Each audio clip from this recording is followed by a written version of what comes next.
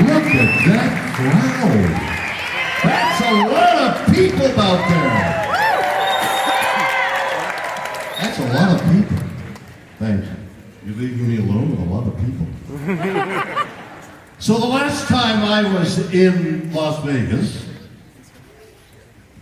I fainted. Oh. I passed out. For a split second, I had been riding a motorcycle from Chicago, and we arrived here on the way to Los Angeles. It was 115 degrees in the shade. There's no shade. The cement and steel and glass reflect the heat in this valley. We're in the middle of a valley which collects the heat and reflects it up my nose. And the dry desert air sucks all the fluids out of you. And you replenish it. And you know what else happens? 70 miles an hour on a motorcycle in the Nevada desert, you're a dry husk. So we arrived at the Harley-Davidson shop here on the Strip. And I got off the bike. I felt a little woozy. Went into the Harley-Davidson thing to do press. This was the 7th day. And God rested on the 7th day, didn't he? We were still doing American Legion posts and soliciting money for their scholarship fund. Very, very important. Scholarship fund, Children of the Fallen Heroes. Think about that, American Legion. Yes! So one of the 3 things I was doing on this ride, I was promoting this bike, this new bike that I helped design.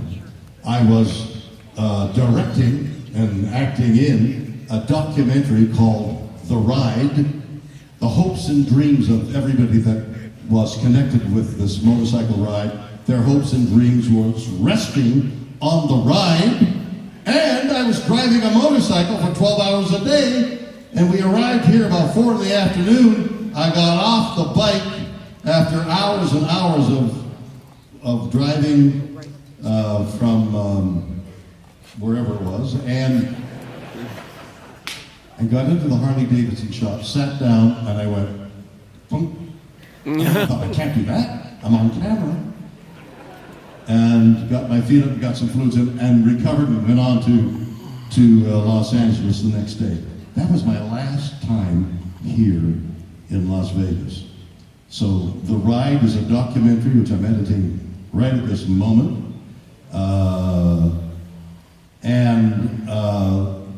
The charity and of course the motorcycle. Rivet Motor, R-I-V-E-T, rivetmotors.com. You will see this extraordinary bike and an account of the ride.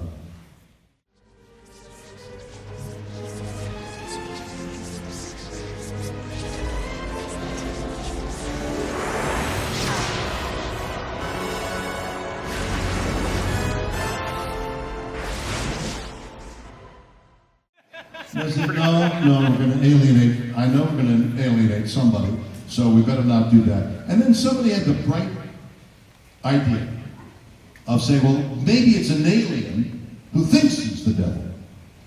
And in my fervor to have that story told, I agreed, and that was my downfall. I compromised the principle.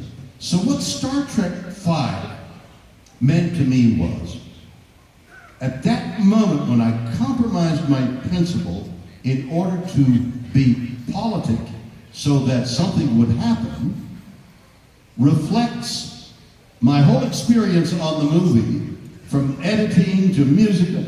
When do you not compromise? When do you say this is a principle? And when do you say this is something I can adjust and ameliorate and try and find the middle place. And we're seeing it in our government right now. I am not going to compromise on the left. I'm not going to compromise on the right. And people in between are saying, well, I don't know. I don't know. And you do need the principles. If you forego the principles, whatever they are, you lose everything. And yet, how do you know what is the principle? And how do you know when to compromise? Because you need to compromise if polarity, if there's two poles of opinion, in order for something to work, you got to find a place in the middle. But unless you compromise the great principle, it goes on. And there's no answer. It's an individual thing. And that's the problem. That was my problem on Star Trek V. From the moment I compromised that story, I was in a compromising position, and the movie lost lost first.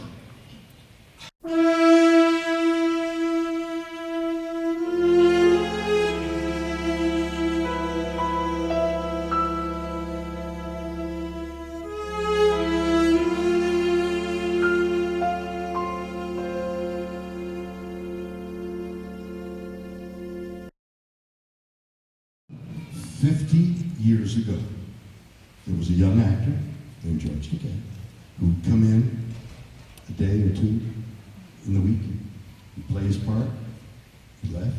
I hardly knew him. Hello, George. I was busy learning great. I